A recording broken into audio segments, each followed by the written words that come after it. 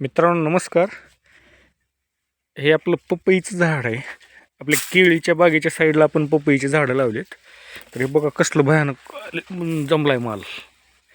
आणि हे आता मोबाईलमध्ये आता बघा हे हात लावल्यास समजेल अजून.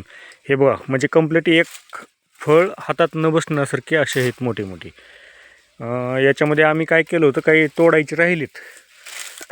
आता फळ म्हणजे पपया मोठ्या होण्यासाठी काय करायचं माहिती आहे का, याच्यामधले जे लहान पपया आहेत मग हे सगळे लहान असते वेळेसच ह्या आतमधल्या एक एक बाजूला काढायच्या, जेणेकरून ह्या पपईला असं फुगायला जागा भेटते. आता बघा हिला जागा जास्ती भेटली म्हणून हिनं कशी फुगली आहे बघा. आणि कसं होतंय,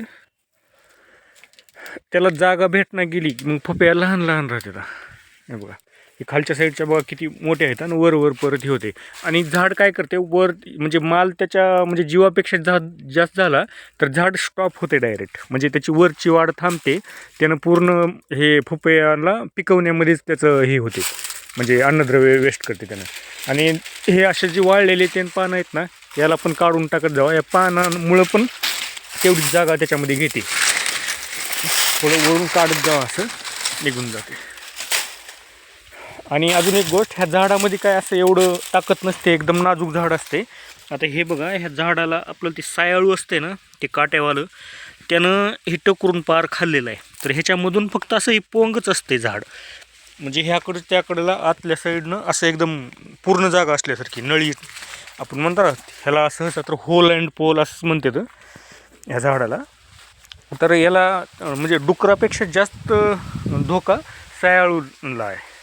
ते सायाळू डायरेक्ट ह्याला फोडूनच खाते ते भाई. कारण मी एका दिवशी संध्याकाळी येऊन त्याला बघितलं होतं, माझ्या समोरच खावं लागतं.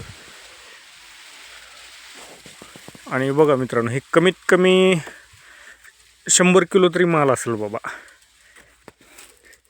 आणि पपईचं झाड जे आहे ना, ते 1.5 वर्षापर्यंत आरामात चालते. म्हणजे ह्याचे आता ही तोडा झाल्याच्या नंतर अजून परत म्हणजे कंटिन्यू म्हणजे चालूच असते. आता बघा ह्या झाडाला कमी लागलेत, कारण काय झाले, आता पपया भरपूर मोठे झाले तर, पण या पण झाडाला त्यानंच खाल्ले. बघा हे असे येज पडले.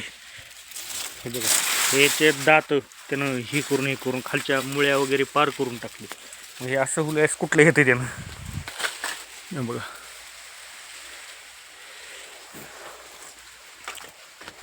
हे इकडचं एक बघा, ह्याला बघा आता हे एकदम मस्त आले.